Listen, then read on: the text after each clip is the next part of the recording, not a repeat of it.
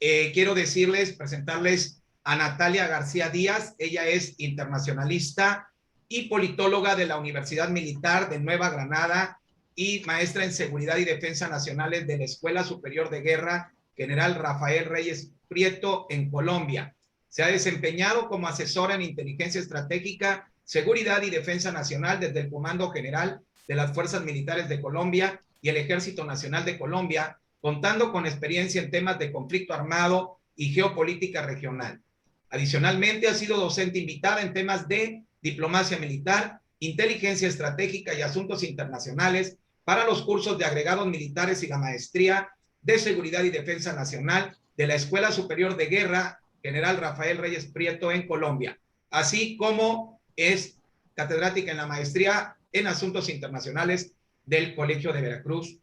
México. Pues, maestra, el auditorio está compuesto por los cursantes del diplomado en Seguridad del Estado en el curso Poder Nacional y Gobernanza Democrática. Muchas gracias por aceptarnos la invitación de hablarnos este día sobre la coyuntura que está ocurriendo en Afganistán, y tiene usted la palabra. Bueno, buenas tardes para todos. Para mí es un gusto estar con ustedes y sobre todo pues suceder una catedrática tan importante como es Ana María. El día de hoy vamos a hablar pues del tema de Afganistán y comprender ciertas cosas o ciertos hitos históricos que marcan, digamos, la situación que está viviendo ahorita el país y que seguramente van a vivir otros países en Latinoamérica con la recepción de migrantes afganos. Entonces voy a compartirles mi pantalla, a compartirles mi presentación.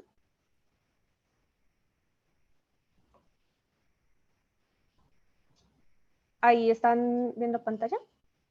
Sí, así es. Sí. Vale.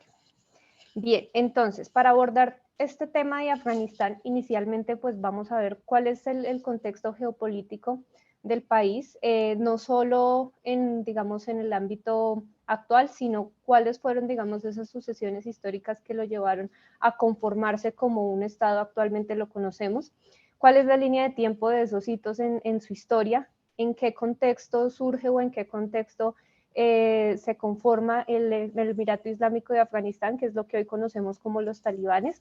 cómo fue su periodo de gobierno, cuáles fueron, digamos, sus principales prohibiciones y, digamos, bajo qué riesgos está marcado este periodo y por qué es tan importante conocerlo, digamos, ahorita en la retoma que han tenido de Kabul y de Afganistán como tal. Y finalmente vamos a ver la situación actual, qué está sucediendo, cómo se proyecta esta situación, qué puede llegar a pasar en el mediano y en el corto plazo. Entonces, para empezar con nuestra charla, vamos a hablar de la geopolítica de Afganistán. Afganistán básicamente se conforma como... Maestra, perdón, no ha abierto la presentación, ¿verdad? Sí, ahí está presentando. ¿No se está viendo? Se está viendo como si estamos viendo la presentación, pero no la estamos viendo completa, y a usted no la estamos viendo. No, yo creo que a la hora de presentar, maestra, seleccionó, sí. A ver, a la hora de compartir pantalla. Ya, comparta toda la pantalla. Toda, sí. Y está su cámara apagada.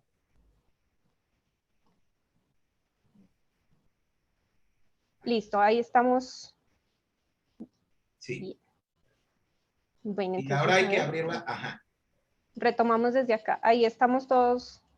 bien. Sí, ya, perfecto. Bien. Entonces, bueno, este es el índice que les comentaba, la agenda que vamos a seguir para, digamos, esta pequeña ponencia. Y ahora sí empezamos a abordar el tema como tal. ¿Cuál es la geopolítica de Afganistán? ¿En qué contexto se conforma? Afganistán se conforma en el contexto entre, digamos, las rutas que tenía Reino Unido y el interés de Rusia por llegar a Medio Oriente, el interés de Rusia por salir al mar Arábigo, por tener, digamos, una salida al mar mucho más amplia. En este sentido, Afganistán llega a ser en el medio de Asia un estado tapón para poder garantizar que estas dos potencias en su momento no tuvieran una controversia, no se presentara un conflicto por la ruta tan importante que significaba para la región. Actualmente, pues Afganistán lo vemos, como lo vemos en el mapa, cuenta con una serie de vecinos como son Irán, Pakistán, Turkmenistán, Uzbekistán, incluso comparte frontera con China hacia la parte norte, con India,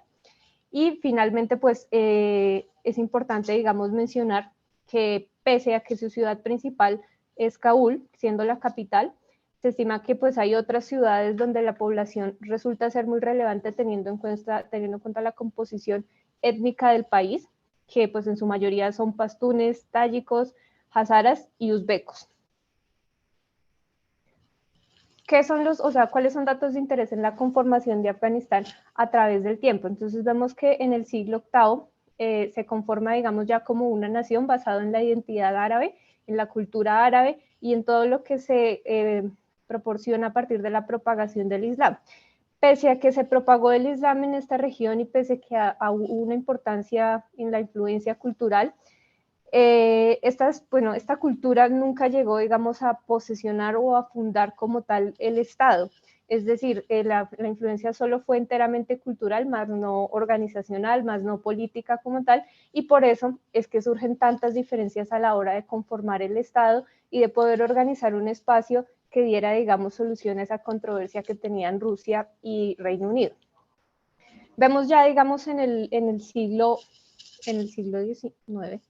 la definición del Estado-Nación y su constitución como un Estado tapón. Entonces, esto ya es lo que yo les mencionaba, entra, digamos, en ese juego de evitar la controversia en Asia Central, se empieza, digamos, a definir, se empieza a constituir y finalmente, pues, logra, digamos, de llegar a una organización política con la ayuda de Reino Unido. Inicialmente, fue tomado como una especie de colonia del mismo Reino Unido, que posteriormente pues logró su independencia, pero que siguió recibiendo, digamos, toda esa influencia cultural y toda esa influencia, digamos que en cierta forma política de sus naciones vecinas. Vemos ya en el siglo XX, con el reordenamiento geopolítico que se presentó a partir de la Primera y la Segunda Guerra Mundial, en 1919 Afganistán logra su independencia mediante la firma pues, de un acuerdo con Reino Unido, donde se logra, digamos, establecer que en efecto va a ser una nación independiente, que se retira la influencia, que se retira la presencia de Reino Unido como tal del país, para que surja un nuevo gobierno que inicialmente viene a ser, digamos, de tendencia árabe. Entonces, vamos a ver en Afganistán en este periodo una serie de contrastes culturales, una serie de contrastes religiosos en cuanto, digamos, al sentido de conservar los valores de la sociedad y a la vez una serie de gobiernos que le dan autonomía, que le dan libertad a la población musulmana, a la población de Afganistán, para, digamos, llevar a cabo o tener una vida en lo que se puede decir normal bajo esta cultura. Entonces recibe una importante influencia occidental, más o menos hacia la época de los 60, las mujeres logran tener una libertad y una independencia absolutamente increíble, histórica en el país, y posteriormente entonces ya viene todo el tema del régimen talibán, con pues, la aplicación de la ley Sharia, con todo el tema de restricciones culturales, el tema del conservadurismo de la sociedad, entonces vuelve otra vez esta restricción. ¿Qué es lo que vemos en la sociedad de Afganistán? Que es una sociedad que ha estado marcada por periodos de importante libertad y autonomía, así como periodos de importante restricción y de, digamos, sí, es una restricción y un conservadurismo de la sociedad basado en la religión demasiado fundamentalista y demasiado radical y fuerte hacia la sociedad. Entonces, digamos, todos estos periodos marcados en varias generaciones es lo que viene a generar actualmente ese temor a la instauración de un nuevo régimen talibán y la nueva instauración de la ley Sharia. Ya digamos en el siglo XXI vamos a ver cómo se derroca el régimen talibán por parte, digamos, de la llegada de las tropas de Estados Unidos, vamos a ver cómo interviene la OTAN, las Naciones Unidas en Afganistán y logran, digamos, consolidar, entre comillas, una nueva república o, digamos,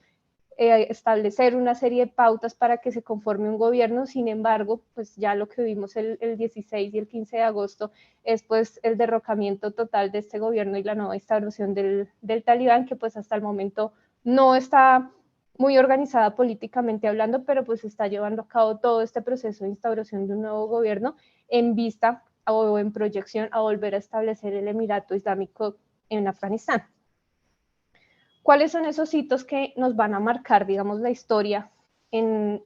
el país o la historia del desarrollo de Afganistán. Inicialmente, por supuesto, su independencia con la firma del Tratado Anglo-Afgano en 1999, también conocido como Tratado de Rawalpindi. Este básicamente fue un armisticio y básicamente lo que ya les mencionaba como anteriormente logra, digamos, esa independencia de Reino Unido y logra ser reconocido a nivel internacional como un Estado-nación. Posteriormente, entonces ya entramos en el periodo entre 1926 y 1973 de Afganistán, que es un periodo pues entre guerras, que se caracterizó por toda esta dinámica que les mencionaba de modernización del Estado, por una conformación de una resistencia tradicionalista, una resistencia islámica fundamentalista, e incluso por una constante sucesión de gobiernos con una tendencia comunista y una tendencia socialista. Es decir, vamos a ver un país durante este periodo de tiempo que logra tener muchas posiciones políticas, culturales y religiosas sobre un mismo territorio que a su vez comparte, digamos, este espacio con diferentes etnias, lo que va a generar, por supuesto, un conflicto de identidad y un conflicto, digamos, político e ideológico muy fuerte que sigue vigente actualmente. Entonces, a partir de la Segunda Guerra Mundial, pues las potencias europeas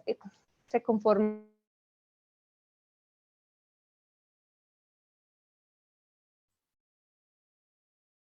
básicamente la potencia europea de la Unión Soviética, el tema de la hegemonía de Estados Unidos. Posterior a la Segunda Guerra Mundial, digamos que la influencia de Estados Unidos no fue muy amplia en Afganistán, por lo tanto, la Unión Soviética ejerció, digamos que, una influencia muy importante en el territorio y sobre todo muy importante en la conformación de grupos o de grupos de oposición, de partidos de izquierda y de todos estos movimientos que podían estar a favor del comunismo como tal. Entonces ahí es donde empieza, digamos, esta conflictividad en Afganistán que termina pues desarrollándose en la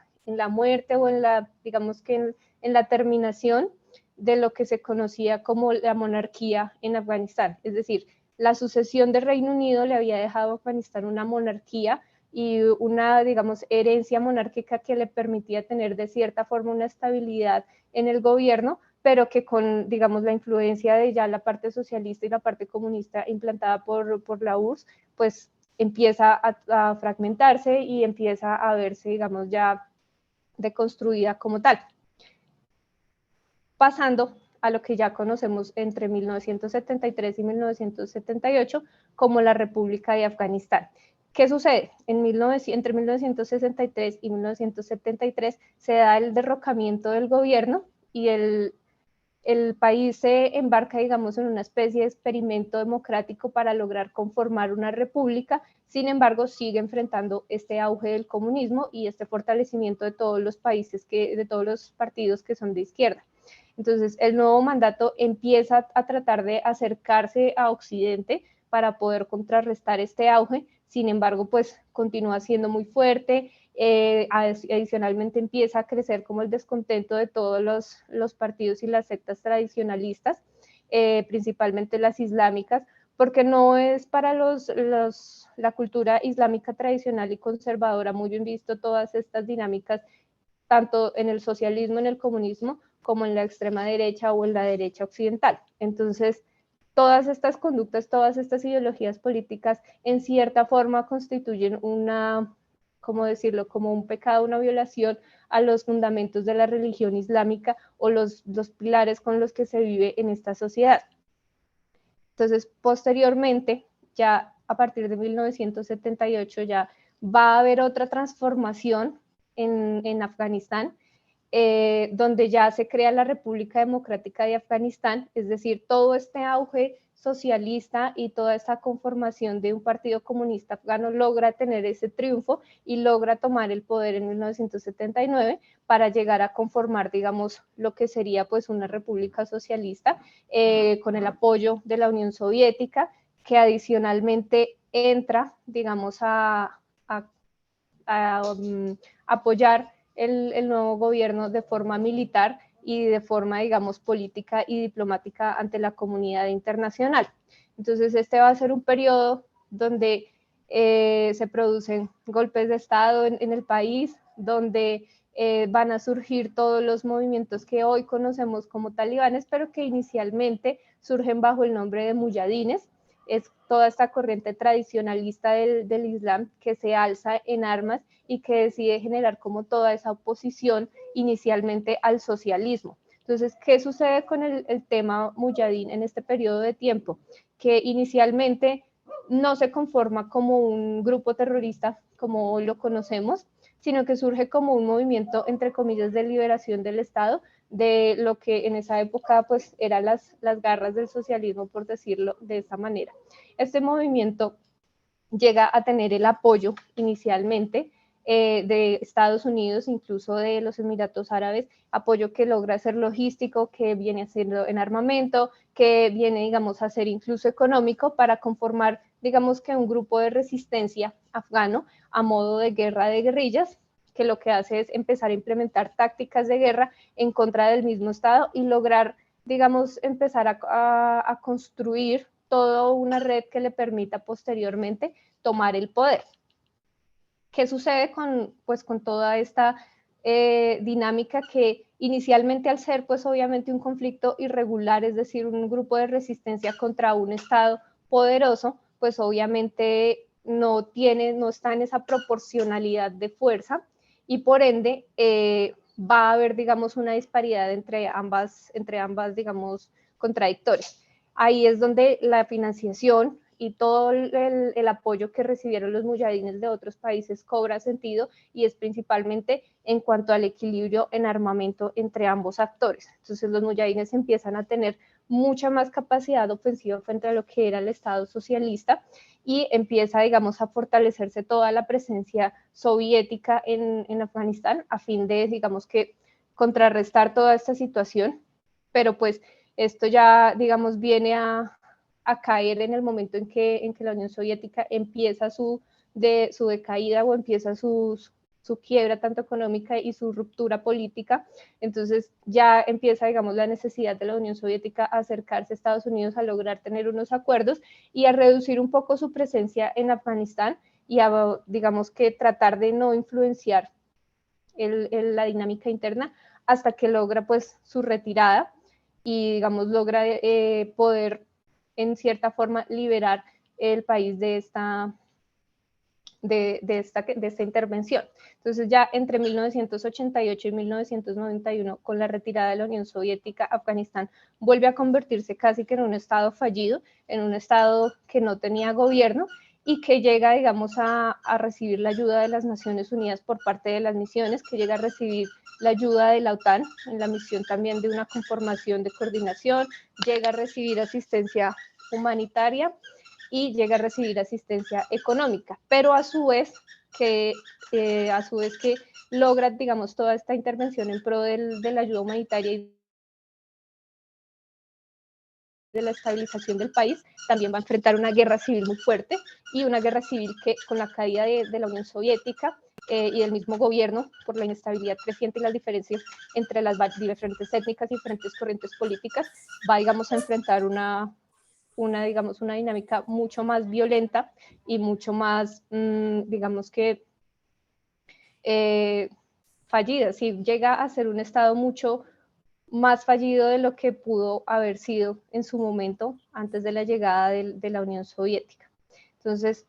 ya después de este periodo es que los muyahidines empiezan a organizar todo este tema de la guerra civil, empiezan a recibir como toda esta ayuda, también empiezan a lograr constituirse no solo políticamente, sino diplomáticamente, establecer vínculos, establecer apoyos que les permiten ya constituirse como un Estado islámico en Afganistán. Entonces, acá es donde empieza el periodo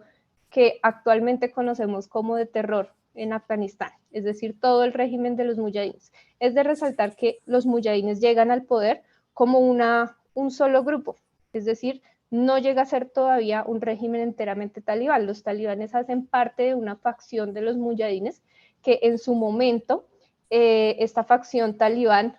llega a un desacuerdo con los muyahidines y tiene un enfrentamiento interno y lleva a cabo pues el derrocamiento del Estado Islámico para convertirlo en un emirato, basado ya en lo que nosotros conocemos como la ley del Sharia, basado en el fundamentalismo y en el radicalismo del Islam, para tener que establecer una sociedad mucho más conservadora y mucho más creyente del Islam, con una serie, digamos, de restricciones mucho más organizadas, y lo que ya se empieza a notar ante la comunidad internacional, que es ese terror, esa violencia y esa constante ofensiva principalmente hacia el género femenino.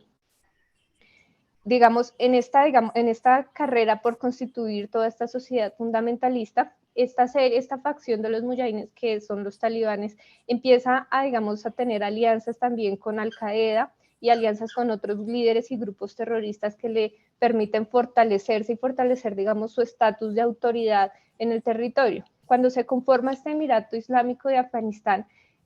solo hubo reconocimiento internacional por parte de 3 países, que por supuesto fue Pakistán, quienes inicialmente habían organizado todo el movimiento también talibán y el movimiento muyahidín, apoyándolo desde sus servicios de inteligencia y desde la parte logística, y también se da, digamos, este reconocimiento por parte de Arabia Saudita, país natal de Osama Bin Laden, líder de Al-Qaeda, que en su momento apoyaba la facción talibán de los muyahidines, y por supuesto de Emiratos Árabes Unidos. Ninguna otra nación a nivel internacional reconoció el Emirato Islámico de Afganistán en su momento, teniendo en cuenta el contexto de violación de derechos humanos y de violencia que vivía el país, y todas estas dinámicas que se empezaron a conocer después de un periodo de tiempo mucho más largo, que viene siendo entre el 99 y el 2001, y que viene a estallar justamente con los atentados terroristas del 11 de septiembre en Estados Unidos. Entonces aquí es donde ya se da la intervención de Estados Unidos en Afganistán, y se logra el derrocamiento del régimen talibán. Entonces vamos a ver que entre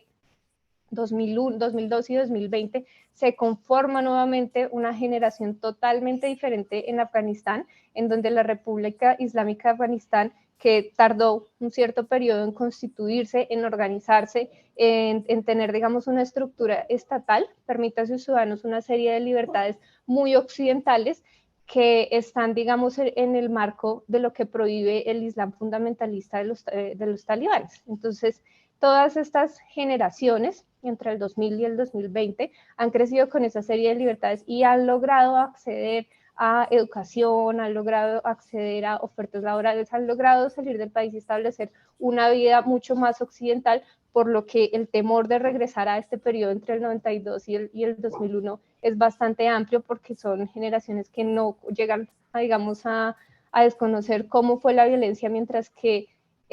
no conocen este tipo de restricciones, ni tampoco la aplicación del Islam en una forma tan radical, y sobre todo en una forma política y en una forma social.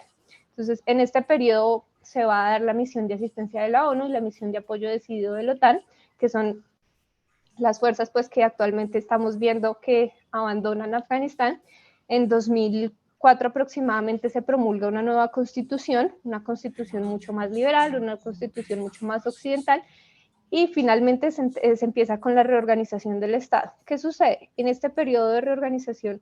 hubo, digamos, muchas diferencias y muchos factores que incidieron en que actualmente esa República Islámica de Afganistán fuera fallida, específicamente los temas de corrupción al interior del Estado, y los temas, digamos, de debilidad de la autoridad de las mismas instituciones a causa de la corrupción. Es decir, vamos a ver un país donde la mayor autoridad no llega a ser propiamente el Estado, sino las fuerzas externas que se ubican en él, incluso las mismas misiones diplomáticas. Por ende, la debilidad institucional llega a tal punto de ya debilidad por parte de corrupción, debilidad económica, incluso desmoralización de las autoridades y de la fuerza pública,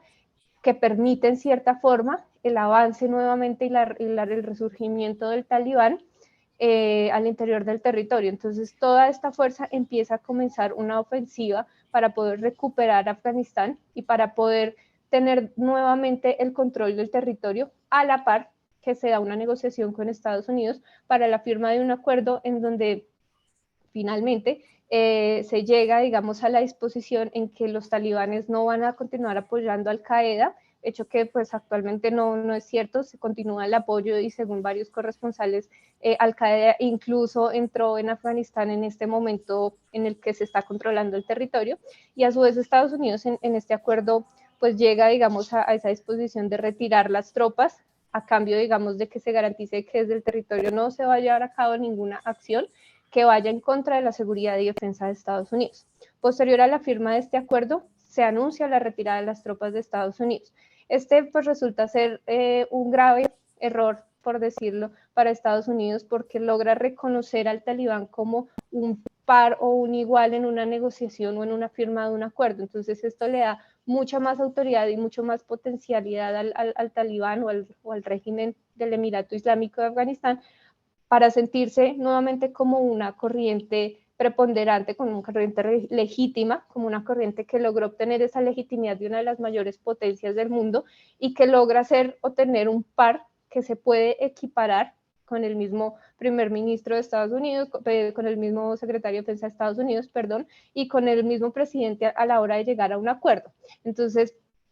esta legitimidad es lo que también fortalece su avance en el territorio y fortalece, digamos, toda esa moral que lleva el talibán en la reconquista de Afganistán. Entonces ya en el 2021 vamos a ver la retirada de las tropas de Estados Unidos y de la OTAN, que justamente es ese paso que estaba esperando el movimiento talibán para poder lograr la toma de Afganistán y efectuar la toma de Kabul. Kabul estaba reducida a la presencia de únicamente 2 unidades militares del ejército totalmente desmoralizadas, por ende la toma de Kabul no fue un reto para el talibán, teniendo en cuenta que también ya había tomado la segunda y la tercera ciudad principal de Afganistán para el 16 de agosto. Entonces, en este día en que se da, digamos, el retorno del talibán a Kabul, no fue en el marco de un conflicto muy intenso porque ya el terreno estaba abonado y ya el ejército no tenía capacidad para generar, digamos, como una confrontación real o poder defender de por sí la ciudad del retorno del talibán.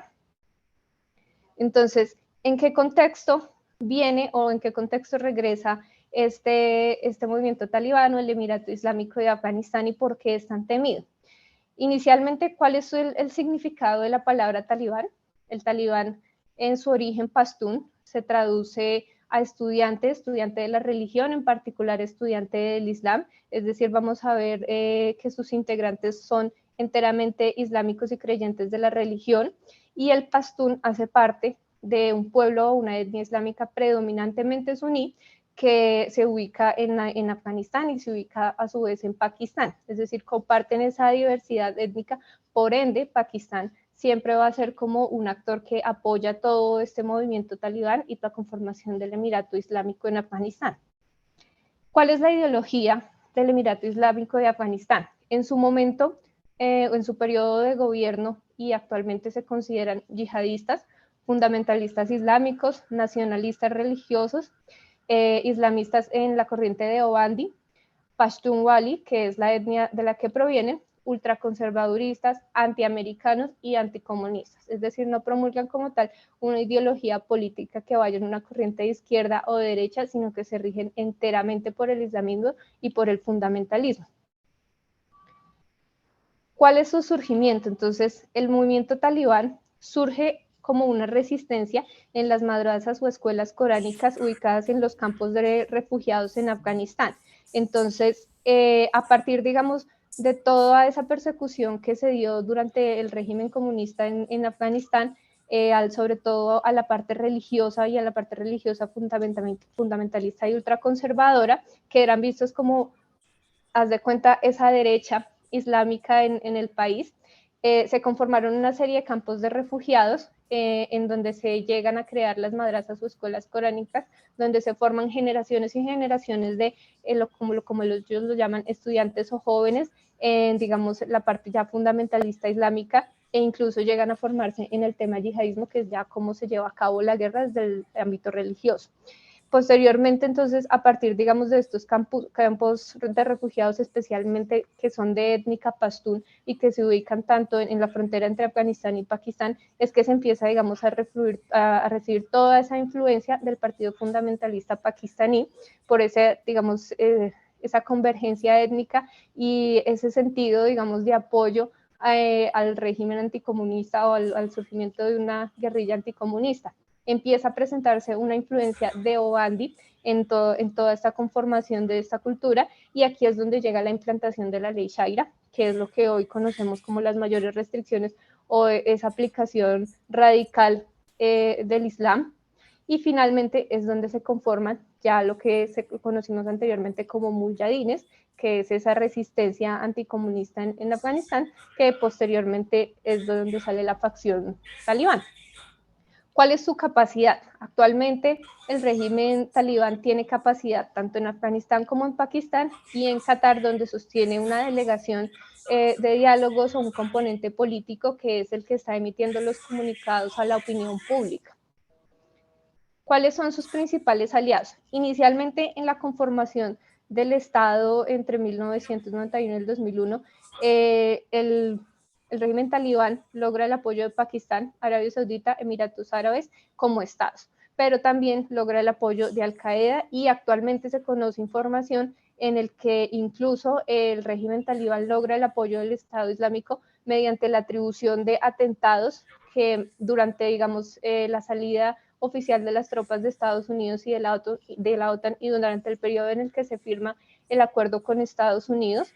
el Estado Islámico asume la responsabilidad de acciones y atentados terroristas que fueron efectuados por el movimiento talibán, pero que no podían ser reconocidos en la manera en que iban a poner, digamos, en peligro todo este movimiento político y todo digamos, este escenario que era favorecedor para el Emirato Islámico de Afganistán. Entonces, aquí es donde el Estado Islámico asume esa posición a cambio de, digamos, tener esa presencia y contar ese apoyo con ese apoyo en un futuro en que se lograra retomar el poder. Y Al-Qaeda, por supuesto, que viene ya de una trayectoria de hace años apoyando al movimiento talibán.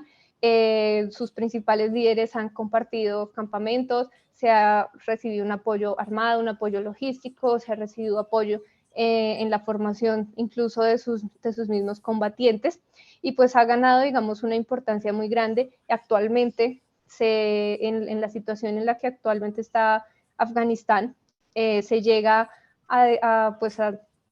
evidenciar mediante, digamos, ya la documentación de medios de comunicación y de los mismos afganos que están huyendo del país, que Al-Qaeda en efecto está presente en el país, está presente en los mismos campamentos talibanes, está presente en las ciudades que está tomando el régimen talibán, pero que trata de pasar desapercibido o trata de mantenerse de una forma clandestina a fin de no poner en riesgo ese acuerdo al que se llegó con Estados Unidos y a fin de no poner en riesgo esa retirada que se está dando de todas las tropas y todos los componentes diplomáticos. Es decir, Al-Qaeda sí tiene una proyección sobre Afganistán y sí tiene una proyección de fortalecerse a partir de la implantación del Emirato Islámico de Afganistán nuevamente. Actualmente, pues, el régimen talibán ha recibido el reconocimiento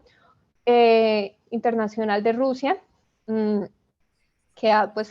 expresado de forma positiva de que los talibanes lleguen al poder, y de forma mucho más, digamos, alentadora, que traten de garantizar las libertades de las mujeres en este nuevo régimen, entre comillas. China, por su parte, también ha mantenido una relación amistosa con los talibanes, a pesar de que ha condenado el caos en el que está el país actualmente, ha señalado que muestra disposición para cooperar con este nuevo régimen, en pro muy de sus intereses económicos y muy de los recursos estratégicos que posee Afganistán, de los cuales no tiene la capacidad para explotar, y que presenta, digamos, una oportunidad muy grande para Rusia y China poder entrar al país y realizar la explotación de recursos como oro, de recursos mineros, de recursos en materia de hidrocarburos. Y finalmente, pues el gobierno turco, que ha tenido contacto con movimientos fundamentalistas, específicamente con los derivados del talibán y de los muyahidines, pero que públicamente pues toma una posición para recibir actualmente todos los refugiados que provienen de Afganistán, a su vez que juega, digamos, en esa doble vía de establecer un contacto y de poder tener como esa garantía de que va a llevar una relación sana con el movimiento fundamentalista. ¿Cuáles son sus principales líderes? Maestra, perdón, termina señor. hay una pregunta del maestro Gustavo. Termino esta y ya va a terminar la ayuda. Entre sus principales líderes está Omar Gulam, que fue el fundador del grupo talibán, fue un muyahidín con una trayectoria bastante amplia, un muyahidín muy radical. De hecho, fue emir de Afganistán en el periodo entre el 96 y el 2001. Emir es como ese máximo cargo que llega a ocupar el líder islámico en el Emirato de los talibanes. Es como darse cuenta el rey o el presidente de esa figura equivalente. Sin embargo, él muere en 2013 mediante pues ya un ataque en medio del conflicto, y lo sucede quien vemos en la foto de abajo, que es Ayatullah. Ayatullah es el líder actual de los talibanes, es un fundamentalista islámico bastante radical, ha sido nombrado actualmente como comandante supremo del talibán, y le sigue el segundo al mando, que viene a ser Sirajuddin. Sirajuddin es hijo de Omar Gulam, es decir, es hijo del fundador, es uno de los más radicales del grupo, de hecho. Ha recibido capacitaciones y lecciones militares radicales por parte de Al-Qaeda, incluso ha apoyado la decapitación y los atentados suicidas que se llevan a cabo en contra de Occidente, ha apoyado muchas de las acciones violentas que efectúa Al-Qaeda en el territorio contra, pues, obviamente sus opositores y contra la parte occidental. Entonces es alguien que ya llega a tener un nivel de radicalismo mucho más amplio y de quien puede, digamos, partir esa idea o esa línea de resurgimiento de la aplicación de la ley Sharia y de la aplicación entera del Estado Islámico de Afganistán, como se llegó a conocer entre 1996 y el 2001. Posteriormente, digamos, ya a los lideratos está lo que se llama el Consejo Directivo Talibán, que es conocido como la Shura. Esta Shura es todo, digamos, este consejo diplomático, militar, consejo político,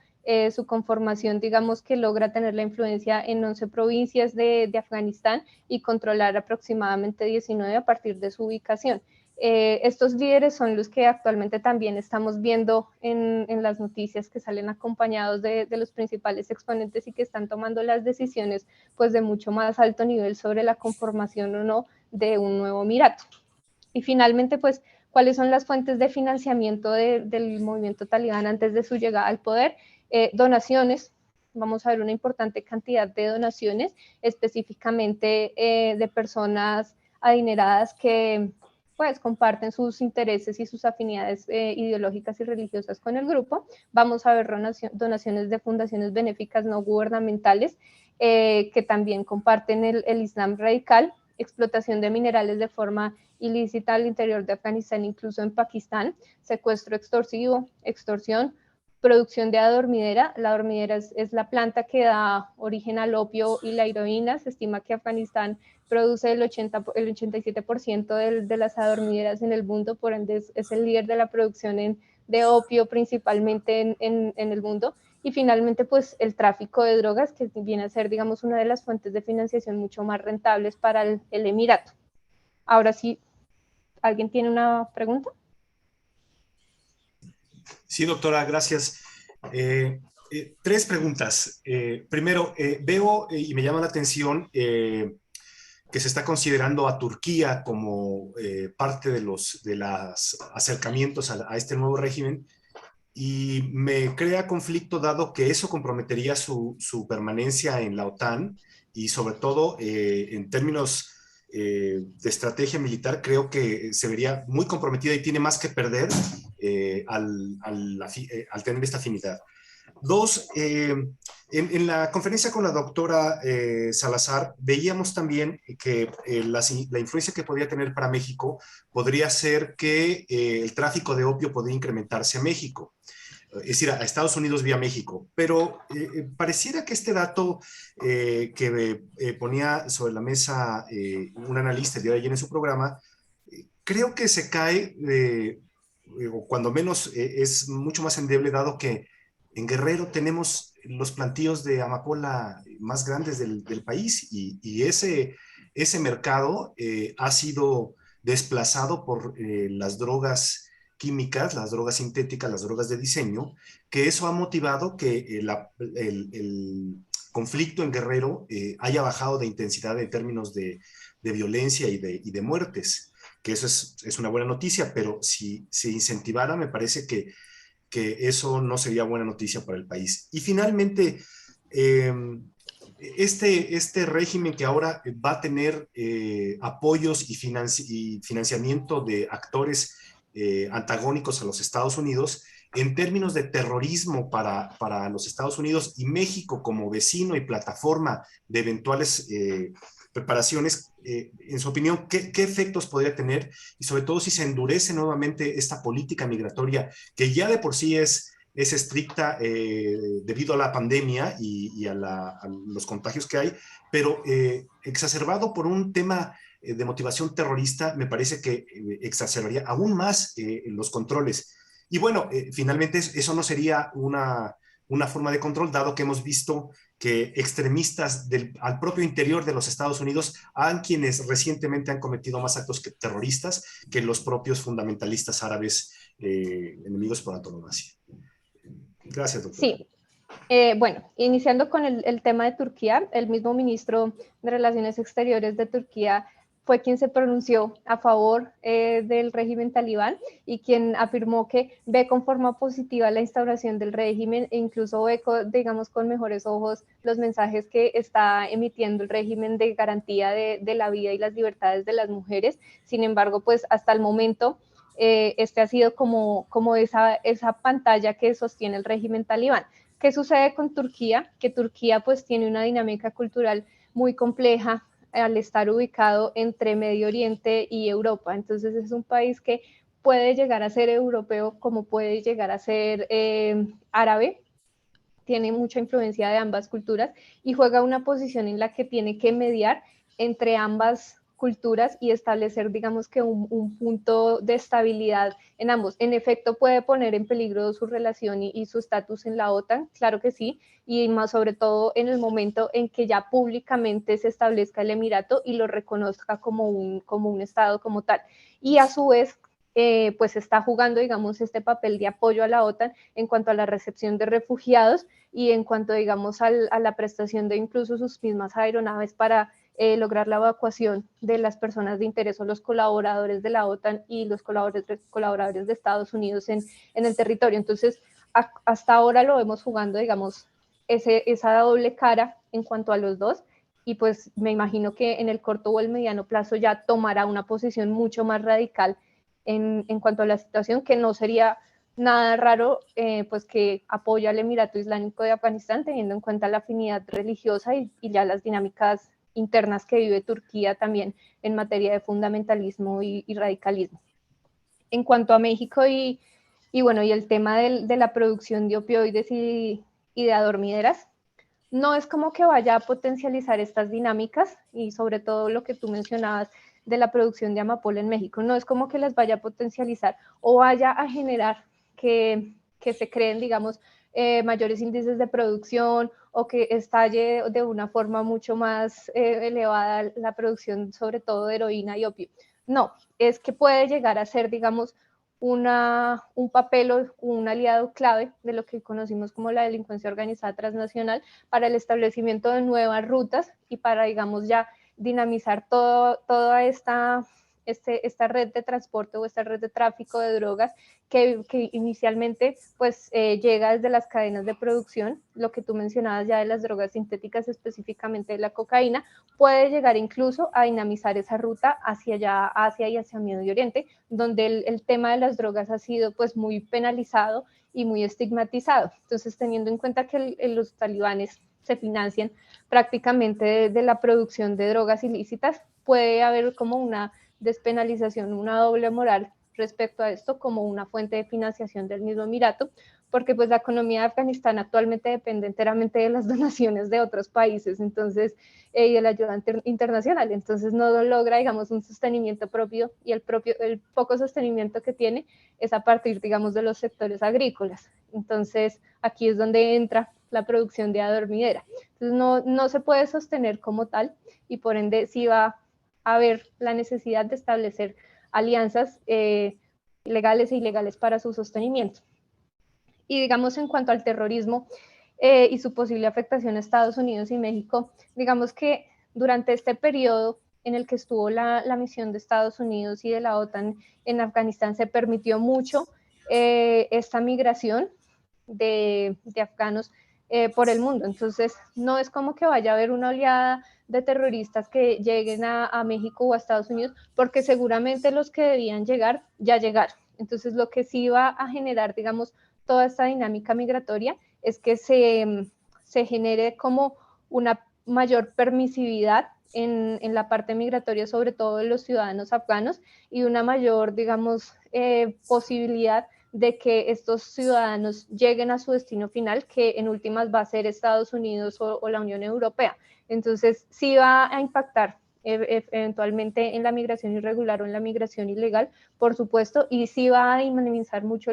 todas estas cadenas y redes de tráfico de personas al mediano plazo. Es muy probable, en la medida en que se logre la extracción pues, de los colaboradores, que son los que salen de forma legal, y posteriormente ya se empiece a ver toda la oleada de migración irregular.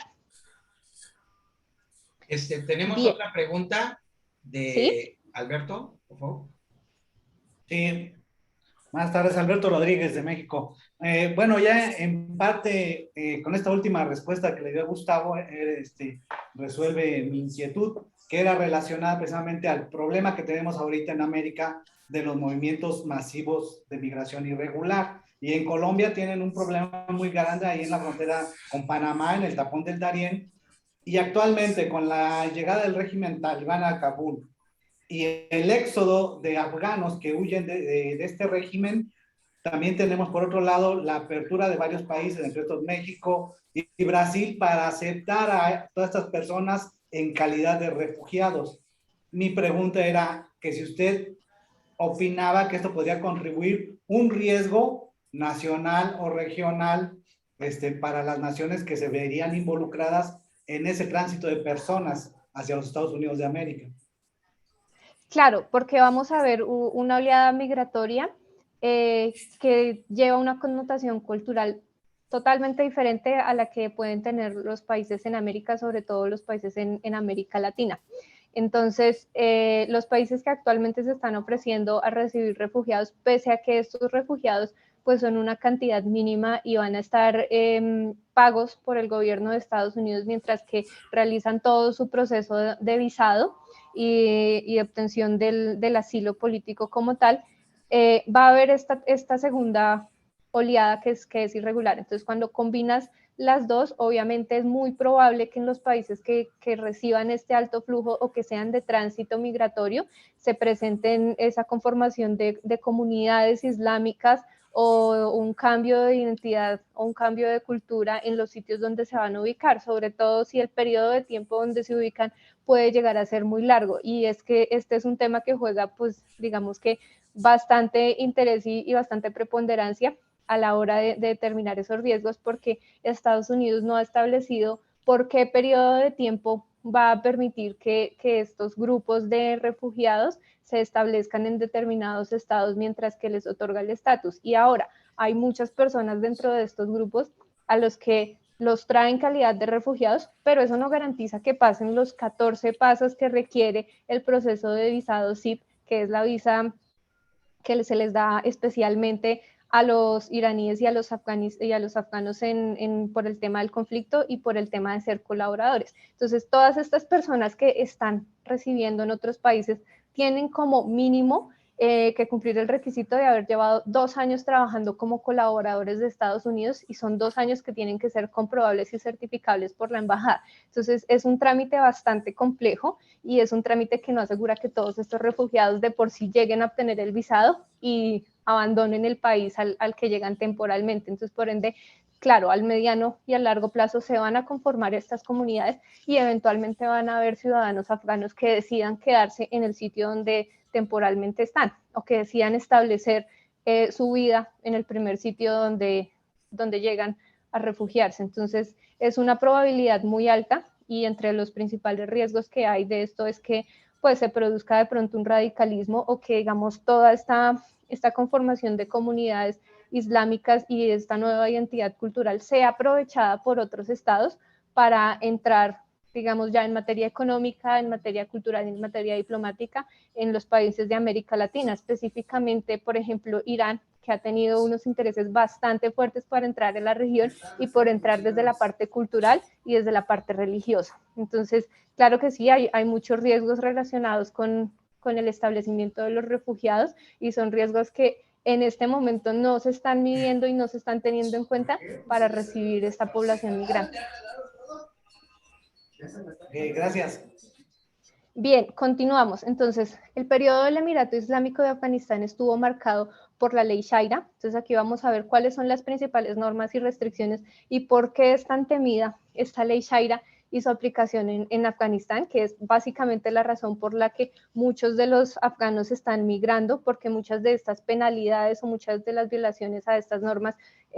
su penalidad viene a ser la muerte, la lapidación o ya digamos que la expulsión del mismo país. Entonces, ese es como el principal riesgo. Entonces, en materia religiosa, lo que establece la ley Sharia es que todos deben promulgar la misma religión, es decir, el Islam, y todas las personas en el territorio deben acudir a las mezquitas 5 veces al día, como se estipula en el tema de la oración islámica. Entonces, las personas que no acudan a estos sitios de oración o que no realicen su oración en la hora determinada, se ven, digamos, en riesgo de obtener esa penalidad, y pues que es una penalidad,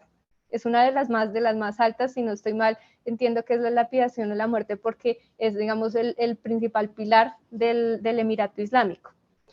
En materia de vivienda, todas las viviendas deben ser opacas, todas las viviendas deben ser oscuras, porque nada se puede ver de la vivienda hacia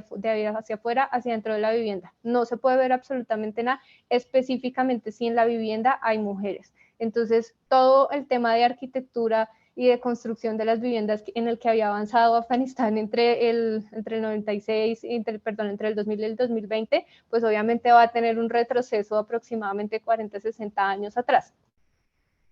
Las mujeres no pueden practicar deportes, entonces esta es una de las también principales razones por las que las mujeres de estas nuevas generaciones que se dedican a los deportes, incluso a la música o a la cultura, están migrando del país, porque al conocer de su ocupación y de la continuidad de su ocupación se ven en riesgo pues de que se les practique un juicio y en efecto se les llegue a asesinar por llevar a cabo estas prácticas.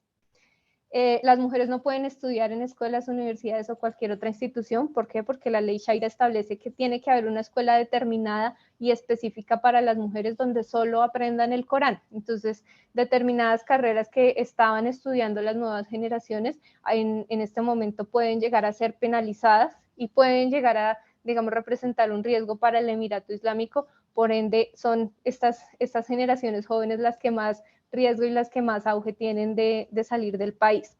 Se prohíbe que las mujeres sean tratadas por doctores masculinos, y esto va muy de la mano de las profesiones que pueden ejercer las mujeres, que es que solo pueden haber determinado número de mujeres médicos y enfermeras, que son las únicas que están autorizadas a atender a la población femenina. Es un número muy bajo comparado con el rango de población femenina que puede llegar a haber en Afganistán. Entonces, por ende, la atención en salud va a ser paupérrima, va a ser muy baja. Las mujeres no pueden cerrar tratos comerciales con masculinos, es decir, las mujeres salen del sistema económico, comercial y financiero del país y no pueden, digamos, establecer carreras o establecer ocupaciones que se realicen con el comercio principalmente. No hay celebración del Día Internacional del Trabajo, ya que los muyadines, de donde se origina el talibán, son una corriente anticomunista y antisocialista. Ellos establecen que el día de trabajo es una falta al Islam. Entonces, celebrar este día es una falta a su cultura y es como una apología a ese periodo socialista que vivieron en su momento. Esto ya lo que les mencionaba del trabajo, las mujeres no pueden trabajar fuera de sus hogares, solo puede trabajar determinada cantidad de mujeres y únicamente en Kabul. No pueden trabajar tampoco mujeres en televisión, radio y mucho menos en presentaciones públicas, lo que nosotros conocemos mucho como protocolo, no se puede realizar por parte de las mujeres. Entonces, Posterior a la toma de Kabul, posterior al 16 de agosto, se vio que muchas de las presentadoras de los noticieros afganos al siguiente día abandonaron sus trabajos y están escondiéndose en sus casas por temor a que se efectúen represalias por el oficio que llevaban a cabo durante estos años. No pueden haber imágenes de mujeres en revistas, libros, muros, ni en casas, ni tiendas. La mujer no puede ser una imagen de ninguna forma visible porque, según ellos, esto constituye un acto sexual que viola el código islámico o la ley Sharia. No pueden haber películas, televisión, videos, internet ni literatura que sea cuestionable para el Islam. Esto aplica para hombres y para mujeres. Entonces, esto viene a ser muy difícil en una generación entre el 2000 y el 2020 que se crió en medio de la tecnología, en medio de la televisión, en medio del internet. Entonces, restringir todo este acceso, es decir, todo lo que les dio esa connotación cultural, es muy importante y es lo que genera mayor temor en estos jóvenes. No se puede fotografiar o filmar a las mujeres por la misma connotación que ellos le dan de sexualidad a las imágenes de mujeres. En materia, digamos, ya de movilidad, las mujeres no pueden montar en taxi o en vehículos de transporte público sin su marharam. El marharam es el padre, el hermano o el esposo y tiene que comprobarse en papeles que efectivamente tienen una consanguinidad o efectivamente es su esposo. De lo contrario, la mujer será lapidada por generar o por estar, digamos, movilizándose sin la persona autorizada. Las mujeres no pueden viajar en el mismo autobús que los hombres. Hay autobuses para mujeres, hay autobuses para hombres. Se prohíbe cualquier tipo de las mujeres fuera de casa sin el acompañamiento del marharam, es decir, no puedes ir a realizar compras, no puedes salir ni a caminar sin tu marharam. La modificación de la nomenclatura de las calles y plazas no puede incluir la palabra femenino ni nada que se refiera a la mujer. Entonces se van a cambiar eventualmente todas las nomenclaturas de Kabul y las principales ciudades de Afganistán. Las mujeres no pueden montar en bicicleta y motocicletas tampoco. Y ya digamos en materia social, que son la mayoría de las prohibiciones de la ley Sharia, implica que no se pueden tener mascotas, específicamente aves, tampoco se pueden volar cometas, porque esto es como, ellos lo toman como una apología también al socialismo. Las mujeres no pueden reunirse en festividades recreativas, es decir, si se celebra eventualmente el Día del Hombre, es un ejemplo, las mujeres no pueden asistir porque es una festividad recreativa, o sea, no pueden asistir a reuniones sociales, lo que conocíamos como fiestas, cafés, no, esto queda absolutamente prohibido. Las personas con nombres no islámicos deben cambiárselo por un nombre islámico, es decir, personas que en su momento fueron occidentalizadas o que llegaron a ser hijos de un occidental y un ciudadano de Afganistán, deben cambiar su nombre si desean quedarse en el país. Hay lapidación pública para las mujeres que mantengan relaciones sexuales fuera del matrimonio, azotes y palizas y abusos verbales contra las mujeres, según pues las que no vistan de acuerdo, digamos, al régimen talibán, que esto implica el uso de la burka y no usar colores vistosos tanto debajo de la burka como por fuera, o sea, lo que implica los elementos que lleven adicionalmente no pueden ser de colores vistosos. La mujer no debe llamar la atención por ningún motivo, porque en el momento en que llama la atención se vuelve en un objeto sexual y esto va en contra del mismo Islam. Se prohíbe el uso de cosméticos, de tacones, de todos los implementos que se orienten hacia la belleza de la mujer. Se prohíbe a las mujeres hablar o estrechar las manos con hombres en público. Se prohíbe a las mujeres que muestren sus tobillos, es decir, la vestimenta tiene que ser completa, por eso se implementa el uso de la burka, que es uno de los velos mucho más tapados y mucho más, digamos, oscuros del Islam. Se prohíbe a las mujeres reír en voz alta porque esto es considerado como un elemento que llama la atención en la sociedad y, digamos, en torno a esta orientación la mujer no puede llamar la atención en ningún espacio público. Las mujeres no pueden asomarse por los balcones o las ventanas de su casa, por esta razón deben ser opacas y por esta razón las mujeres no pueden ser vistas sin su burka o no pueden ser vistas desde sitios altos, desde otras ubicaciones por parte de los hombres, porque en efecto para ellos esto puede llegar a ser una provocación sexual también. Se prohíbe a las mujeres el acceso a baños públicos,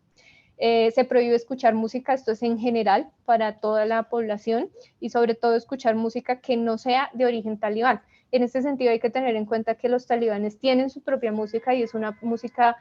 religiosa muy fundamentalista, que es la que actualmente se está escuchando en Kabul. De hecho, el día de ayer veía una entrevista a un conductor de taxi en Kabul que iba escuchando música. El periodista le preguntaba por qué escuchas música si no se puede, y el conductor le explicaba justamente eso: es música talibán y es la única que está permitida, y yo quiero agradarles porque no quiero que me maten y tampoco quiero que maten mi familia. Entonces empieza a generar, digamos, esa sociedad del terror en Afganistán. La juventud afgana debe raparse el pelo, y adicionalmente los varones deben vestir con indumentaria islámica,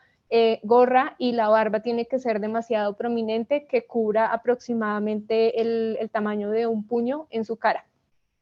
Estas son las principales normas, y esta es como la razón por la que los talibanes son tan temidos en Afganistán, porque la sociedad teme de que todas estas normas se vuelvan a implementar. Incluso hay provincias donde varias de estas normas ya se están implementando con base a la ley Sharia, y es un problema que está teniendo el movimiento en cuanto a su imagen ante la comunidad internacional, que determinadas facciones dentro del movimiento son mucho más conservadoras, mucho más radicales, y están empezando ya a implementar la ley Sharia en los territorios donde están ejerciendo dominio y control, y esto les está generando, digamos, una serie de contradicciones con el discurso mediático que están teniendo ante la comunidad internacional. ¿Cuál es la situación actual y cuál es la proyección de Afganistán? Entonces, ¿cuáles fueron los detonantes que nos llevaron a esta situación? Inicialmente está la firma del acuerdo entre Estados Unidos y el grupo talibán, por las razones que les mencionaba anteriormente. Se logra ese reconocimiento y esa legitimidad de los talibanes como un par igual al nivel del gobierno de Estados Unidos. Y adicionalmente se les garantiza que las tropas van a abandonar el país y que tienen esa vía libre para poder retomar el país de acuerdo con la ofensiva militar que ellos ya se planteaban desde años atrás. El anuncio de la retirada de las tropas de Estados Unidos y adicionalmente el anuncio de la retirada de tropas de la OTAN son las dos principales causas que van a, digamos, impulsar todo el movimiento talibán y toda la expansión del movimiento talibán. ¿Por qué? Porque con la retirada de las tropas el camino prácticamente les quedó libre, y adicionalmente con la desmoralización del ejército y la baja capacidad del ejército, prácticamente que el talibán tenía una supremacía en materia militar y en materia armamentística sobre el ejército. Entonces es acá donde a partir del 1 de mayo los talibanes y otras milicias armadas, que esta es otra connotación que se ha dado ante los medios, pero que no se ha logrado establecer qué tipo de milicias, es donde se estima que entra Al Qaeda. Se ha determinado que otras milicias armadas que no son parte del talibán han apoyado todas las ofensivas para la toma de las diferentes ciudades en Afganistán y han logrado, digamos, consolidar esa presencia territorial del talibán en las provincias. Entonces, la pregunta es, estas milicias armadas, ¿de qué etnias provienen y si son eventualmente grupos terroristas? Hay que tener en cuenta que, así como están los pashtunes, que es los que dan origen, que es la etnia que da origen al talibán, las otras etnias en Afganistán, por lo general, tienen un brazo armado. Es decir, tenemos un país donde cada etnia tiene un brazo armado o un brazo de autoprotección que se crea ante la incapacidad del gobierno de proteger a la misma comunidad. Y finalmente, la derrota del ejército afgano, reduciéndolo a 2 unidades en Kabul. ¿Qué sucede? Antes del 16 de agosto, que fue la toma de Kabul, el ejército afgano ya no tenía ninguna capacidad nacional. El ejército afgano solo contaba con 2 unidades militares en Kabul, que era prácticamente donde estaba resguardando la cúpula militar. Entonces, por ende, cuando el talibán toma Kabul, no hay una capacidad ofensiva, hay una capacidad más defensiva y una capacidad más de retirada, de lograr proteger a su cúpula y lograr sacar y esconder a los principales generales en sitios donde estuvieran seguros. En el momento se desconoce la ubicación de la cúpula, se ha conocido incluso por redes sociales, y todavía no ha sido confirmado que el comandante del ejército fue asesinado, incluso, que este viene a ser otra situación, otro elemento de la situación actual, que es en el momento en el que se da la huida del presidente afgano, el talibán da la orden de ejecutar el mando militar, pese a que en medios abiertos ha dicho que no lo va a hacer. En efecto, la persecución a los mandos militares ha sido una constante desde que el talibán llegó a Kabul. Entonces, es donde entra, digamos, esta posible información que data de que el comandante del ejército afgano fue asesinado hace aproximadamente 2 días y que es un hecho que está por confirmar. La crisis interna y la migración masiva de afganos por incertidumbre. Entonces, como vimos anteriormente, todo esto va a generar una sensación de inestabilidad en el país y una sensación de terror y miedo de volver a este régimen que aplica la ley Sharia. Entonces, por ende, la crisis interna y la exacerbación del terror genera, por supuesto, una connotación nacional en el que no hay una institución sólida, ni hay, digamos, pese a que el talibán armado está tratando de controlar toda la ciudad, no hay como una autoridad sólida que les dé esa seguridad en el territorio. Por ende, la incertidumbre y la migración masiva es un fenómeno que vamos a seguir viendo en la medida en que se constituye un gobierno y en que la sociedad o las comunidades afines al talibán decidan quedarse en el país y aquellos que sean contradictores busquen la forma de abandonarlo. Inestabilidad económica y dependencia de la ayuda internacional es mucho de lo que les mencionaba anteriormente. Afganistán es un país donde el 22% de su PIB depende del Banco Mundial, por ejemplo, de todos los préstamos, y adicionalmente vive de la ayuda económica que le da Estados Unidos y la OTAN y las mismas misiones de Naciones Unidas. Y aún así, con toda esta cantidad de recursos que recibe el país, los índices de corrupción son bastante altos. Entonces, por esta misma razón es que la reconstrucción del país no logró ser un éxito entre el 2000 y el 2020 y no logró tener una institucionalidad sólida, porque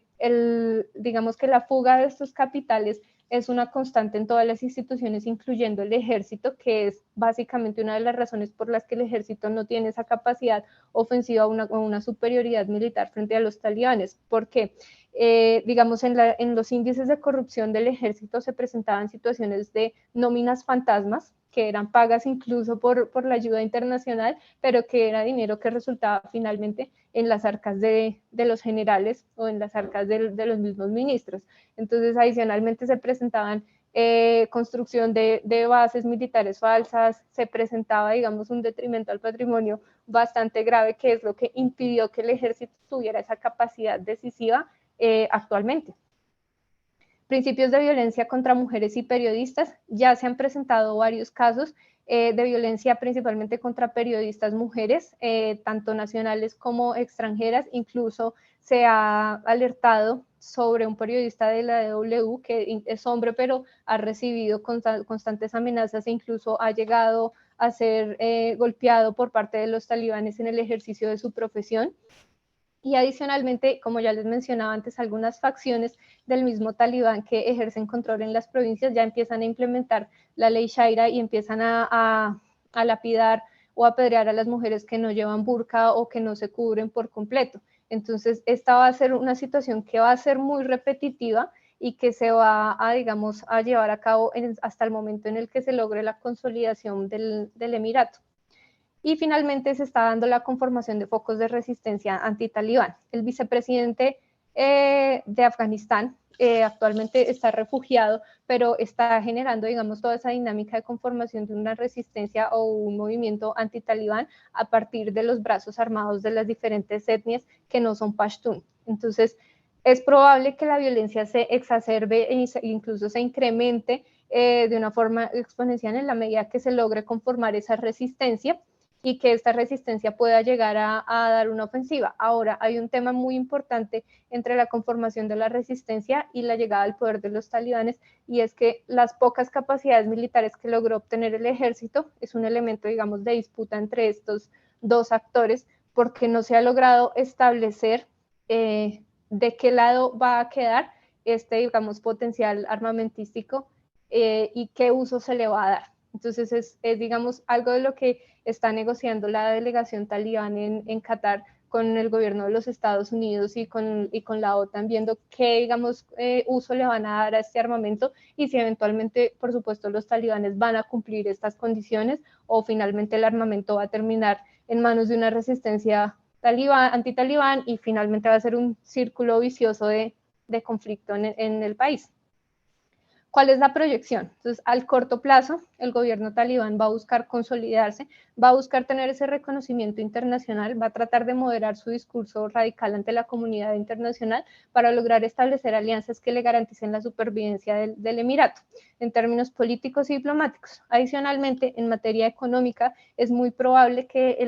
la consolidación de este gobierno sea un objetivo para otras potencias, como ya lo mencionábamos, Rusia y China, en la medida en que si se logra establecer una condición de seguridad sólida para estos actores, es posible que lleguen a entrar a realizar la extracción de recursos mineros e hidrocarburos que detiene el país y que no son usados por pues, los bajos índices de desarrollo industrial que tiene.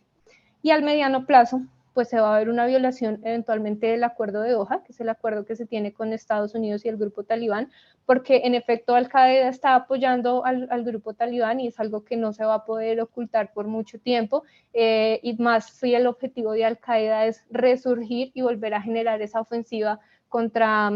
la parte occidental, específicamente contra Estados Unidos. Entonces, en algún momento de esta consolidación del gobierno talibán, se va a llegar a la violación del acuerdo de Doha y otra vez Afganistán va a ser considerado como un elemento de inestabilidad mundial, sobre todo un elemento de inestabilidad contra la sociedad occidental. Va a haber mayor dependencia de la financiación por parte de medios o economías ilícitas, como ya veíamos antes. Muchas de las formas de supervivencia del mismo Estado vienen de recursos ilícitos, vienen del mismo tráfico de drogas y de la producción de opioides. Entonces, esto va a ser una continuidad en la medida en que no se aprenda a sobrevivir de otra fuente económica de recursos y también de que no se desarrolle una industria. Y juega mucho aquí el papel de que el talibán es un grupo rebelde, entre comillas, es un grupo fundamentalista, es un grupo radical,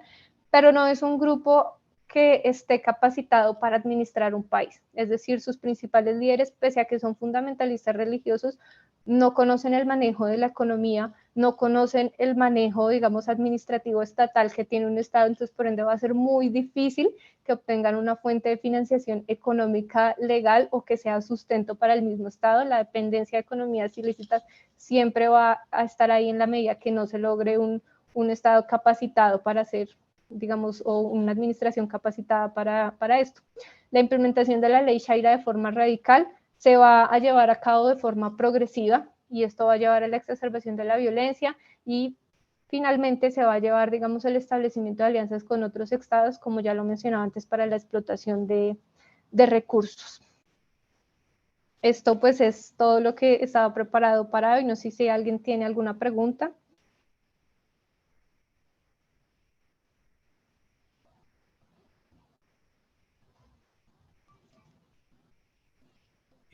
Pues extraordinario, muy interesante. Sandra, ¿alguna pregunta? La maestra Sandra. Sí, doctor. Estaba escuchando a la maestra que nos estaba explicando toda la información de la cuestión de cómo están los talibanes ahorita en Afganistán y estaba viendo toda, bueno, escuchándola, diciendo que obviamente todos los incidentes ya con la retirada de los estadounidenses pues se van a incrementar y más con las cuestiones con las mujeres, vaya, que habían podido tener un poquito más de libertad y ahorita pues se van a ver un poquito más afectada. Me gustaría preguntarle a la maestra cuál, aparte de ahorita todas las explicaciones que nos ha dado, un escenario futurista, quizás en 10 años, cómo ella lo podría, nos podría ella decir cómo lo podría ver. Bueno, a 10 años es muy probable que Afganistán vuelva a ser como ese epicentro de la inestabilidad en Medio Oriente. Es muy probable que se vuelva a proyectar una intervención, por supuesto, una intervención de carácter más humanitario, y es también altamente probable que tras la consolidación del régimen talibán se busque llegar a un acuerdo en cuanto a reducir el radicalismo en la aplicación de la ley Sharia y garantizar los derechos humanos en el país, pero va a ser algo que no se va a dar sino después de un periodo de violencia pues bastante amplio. Entonces, digamos que en estos próximos 10 años Afganistán va a experimentar una violencia muy amplia, va a experimentar unos índices de homicidio, unos índices de, digamos, de exacerbación, sí, de todo lo que sea la xenofobia y todo lo que sea incluso toda la violencia de género bastante amplia. Y esto va a llevar otra vez a que se posicione en ese centro del sistema internacional como un elemento de desestabilización. Entonces, a esos 10 años habrá que ver qué potencia es la que determina el liderazgo para establecer un diálogo con los talibanes o qué potencia decide tomar el control de esta situación. Y después de, digamos, obviamente la derrota que sufre Estados Unidos tras tener que abandonar Afganistán de esta manera, es poco probable que sea el que lleve el liderazgo, es muy probable que sea Rusia o que sea China el que lleve el liderazgo en la estabilización de Afganistán nuevamente. Adelante. Muchas gracias. Gracias, Alberto. Sí, maestra Natalia, ahorita en base a su presentación y viendo la historia de Afganistán, los recursos naturales que posee, las reservas de litio que no han sido explotadas, y la geopolítica regional, los intereses rusos y China, y que usted mencionaba, hay que ver qué potencia es la que puede fungir como un interlocutor con la comunidad internacional. Esa es la primera parte de mi pregunta. ¿Qué potencia regional se va a ver beneficiada con la salida de los Estados Unidos de Afganistán? Y la segunda parte es, con la radicalización del gobierno en Afganistán, el establecimiento de la ley Sharia, ¿no constituyen el Estado talibán una amenaza inclusive para otros estados islámicos en la región? Claro. Bueno, en cuanto a la potencia, es muy probable que esto esté entre Rusia y China. Yo me inclinaría mucho más por China porque tiene unos intereses netamente más económicos y seguramente va a estar más dispuesta a garantizar condiciones de seguridad en determinadas áreas donde pueda efectuar la explotación de los recursos. Entonces puede inclinarse un poco más hacia allá y de hecho pues puede ser incluso una alianza en la medida en que Rusia garantiza la seguridad y se lleva a cabo una explotación conjunta de los recursos. Esto puede llegar a ocurrir teniendo en cuenta que son los principales vecinos y los principales interesados, digamos, en este tipo de cosas con intereses económicos sobre Afganistán. Ahora, en cuanto a la implementación de la ley Sharia, sí, claro, constituye un riesgo para los países de la región en la medida en que la consolidación del Emirato llegue a potencializar otros grupos fundamentalistas y otros grupos e incluso de tendencia religiosa y radical islámica. Entonces, eventualmente, pues Pakistán, pese a que es uno de los estados que apoya el talibán y que ha apoyado, digamos, toda la constitución del régimen, va a verse seriamente afectado y sobre todo va a también experimentar la violencia y más en la medida en que Al-Qaeda logre recuperarse, teniendo en cuenta que está entre la frontera de Pakistán y Afganistán. Entonces, inicialmente el principal afectado va a estar en Pakistán. Y lo que mencionábamos también de Turquía, al tener, digamos, ese tipo de influencia tanto europea como religiosa en materia islámica, va también a experimentar una contradicción en materia de identidad y seguramente va, digamos, con la migración de los afganos y con, digamos, las olas irregulares, sobre todo que se van a presentar, va a haber un fortalecimiento de la religión en este tipo de países y eventualmente puede llegar a ser radical.